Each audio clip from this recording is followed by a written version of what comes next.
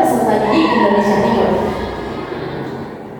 Nah, tahukah Bapak Ibu bahwa belajar kelompok merupakan metode yang umum digunakan oleh guru untuk melibatkan siswa agar menyelesaikan masalah tugas kelompok yang diberikan.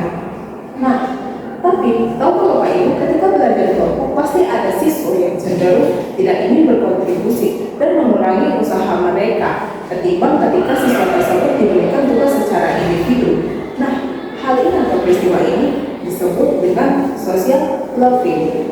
Nah, social loving ini dipengaruhi oleh kurangnya rasa percaya diri. Jadi ketika si siswa ini sedang berada dalam kelompok, dia tidak berkontribusi karena dia tidak percaya dengan kemampuannya untuk menyelesaikan masalah yang diberikan dalam kelompok tersebut. Akhirnya dia tidak ingin berkontribusi dan menyendiri. Nah, biasanya hal itu disebut dengan self-efficacy.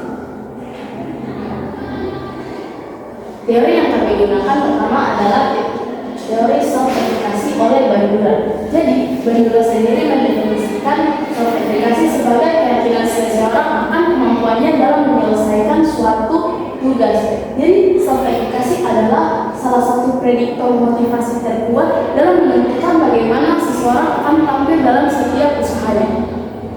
Nah, selanjutnya kami menggunakan teori social loving. Nah, social loving ini merupakan teori pengembangan, di mana teori ini itu kami ambil dari dua sumber sekaligus. Nah, yang pertama, social loving adalah kecenderungan untuk mengurangi usaha individu saat bekerja dalam kelompok dibandingkan usaha individu ketika mereka diberi tugas sendiri atau bekerja secara sendiri. Itu definisi menurut Williams and Carroll di tahun 1991, di mana hal ini disebabkan oleh menurunnya motivasi dalam mengerjakan tugas kelompok.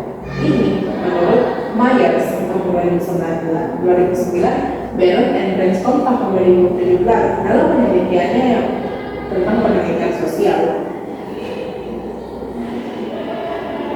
Nah, tahukah Bapak Ibu bahwa self-efficacy dan social loving memiliki hubungan ataupun korelasi? Nah, berdasarkan penelitian sebelumnya yang dilakukan oleh Ossie et al. Tahun 2024 yang dilakukan di SMA Plus TGRI Cibinong pada tahun 2024 menunjukkan adalah pengaruh antara variabel bebas yang self-efficacy dan variabel terikat yaitu social loving, di mana semakin tinggi self-efficacy yang dimiliki maka semakin bergerak pula social loving yang dimiliki dan sebaliknya.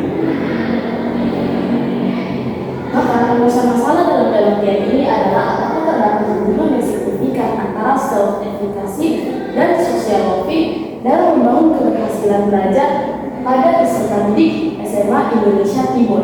Dan tujuan dari penelitian ini adalah untuk mengetahui apakah terdapat hubungan antara self-efficacy dan social loving pada siswa SMA Indonesia Timur dalam membangun keberhasilan belajar dalam kelompok. Selanjutnya, kami memiliki hipotesis atau dugaan sementara. Kami memiliki hipotesis yang pertama yakni Hanor, yaitu tidak ada hubungan yang signifikan antara self-efficacy terhadap social loving dalam membangun keberhasilan belajar pada peserta didik SMA Indonesia Timur. Kemudian hipotesis kedua yaitu hipotesis H1 atau hipotesis alternatif, ada hubungan yang signifikan antara self-efficacy dan social loving dalam membangun keberhasilan pada peserta didik SMA Indonesia Timur. Metode yang digunakan dalam penelitian ini adalah metode survei dengan penelitian kuantitatif. Teknik sampling yang digunakan adalah teknik purposive sampling. Populasi dalam penelitian ini adalah anak SMA Indonesia Timur dalam populasi sebesar 70 orang.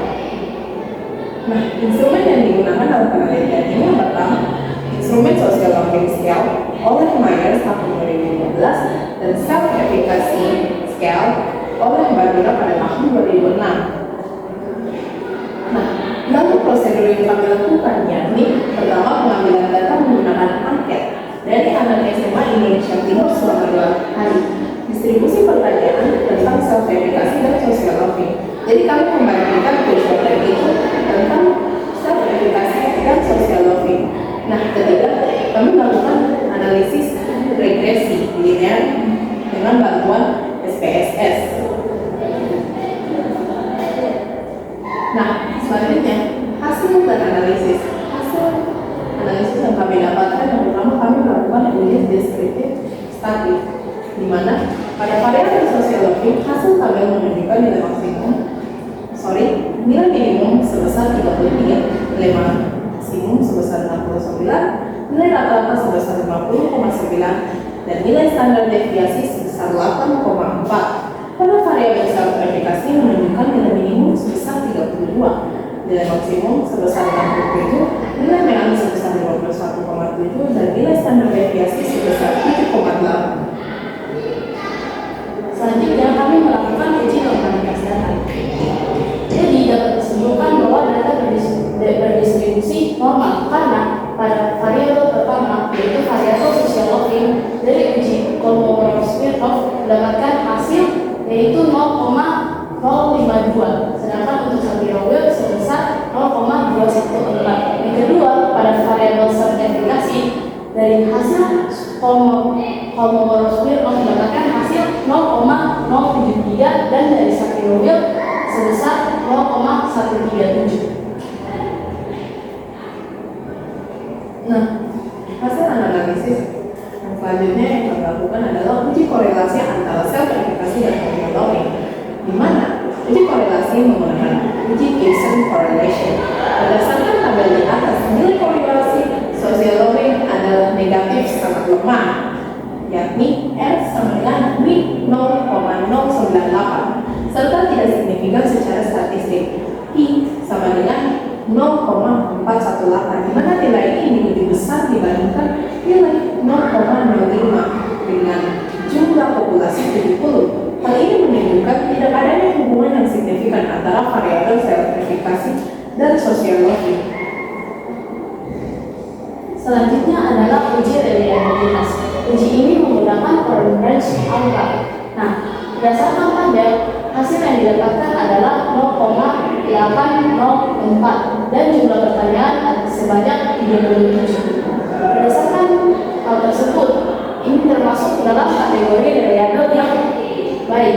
Jadi, reliabilitas yang dimiliki adalah baik untuk 37 pertanyaan.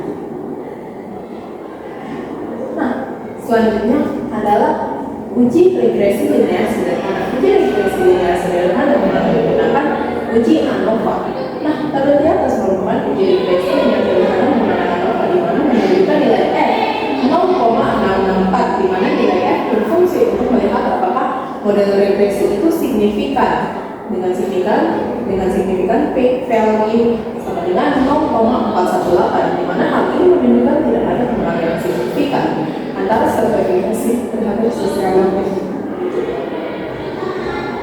Kesimpulan dari penelitian ini berdasarkan hasil analisis yang telah dilakukan dapat disimpulkan bahwa hipotesis alternatif angka 1 ditolak dan hipotesis 0 diterima dan melalui bukti bahwa sertifikasi tidak mempengaruhi sosiologi.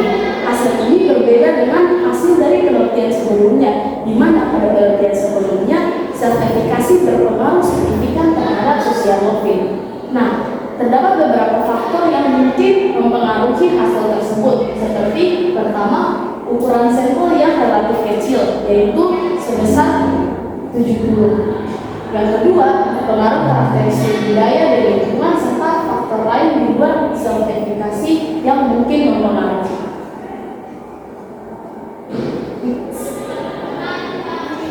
Berikutnya, ini adalah referensi yang kami gunakan untuk menyusun penelitian kami. Nah, sekian dari kami. Terima kasih.